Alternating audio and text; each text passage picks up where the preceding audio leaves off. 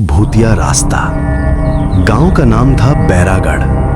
बाहर से बिल्कुल साधारण, कच्चे घर, पीपल का पेड़, मंदिर की घंटी और दूर तक फैले खेत। लेकिन इस गांव में एक रास्ता था जिसके बारे में कोई खुलकर बात नहीं करता था।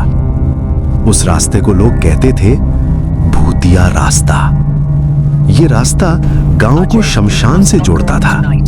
दिन में भी लोग उस पर अकेले चलने से बचते थे और रात में तो कोई उसका नाम भी नहीं लेता था। कहते थे जो भी सूरज ढलने के बाद उस रास्ते पर गया वो या तो वापस नहीं आया या फिर लौटकर पहले जैसा नहीं रहा। अजय की वापसी। अजय शहर में पढ़ाई करता था। 5 साल बाद गांव लौटा था।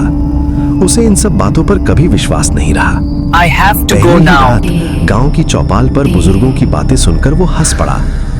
अरे काका, भूत वूत कुछ नहीं होता, ये सब डराने की बातें हैं, अजय ने हंसते हुए कहा। चौपाल में अचानक सन्नाटा छा गया। एक बूढ़े ने कांपती आवाज में कहा, बेटा उस रास्ते पर मत जाना, वो रास्ता अब रास्ता नहीं रहा। अजय ने बात टाल दी। गलती। अगली रात अजय का दोस्त राकेश बीमार पड़ गया। उसे दवा लेने के लिए पास के कस्बे जाना था। छोटा रास्ता वही था, भूतिया रास्ता। घड़ी में रात के 11:40 बज रहे थे।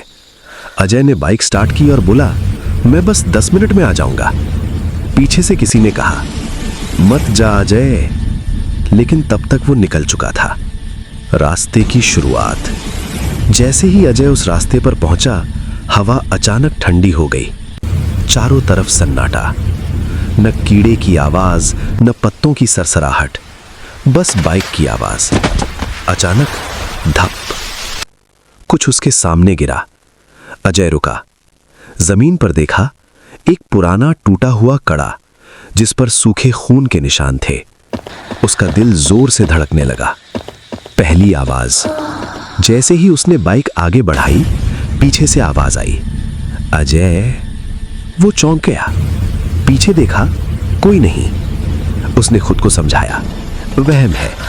लेकिन फिर आवाज आई, इतनी जल्दी भूल गया मुझे। अब आवाज कान के बिल्कुल पास थी। सफेद साड़ी।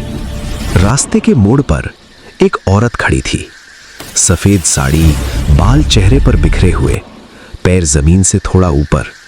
अजय की सांस रुक गई। उसने बाइक मोड़ी, लेकिन बाइक स्टार्ट ही नहीं हुई। औरत ने धीरे धीरे सिर उठाया।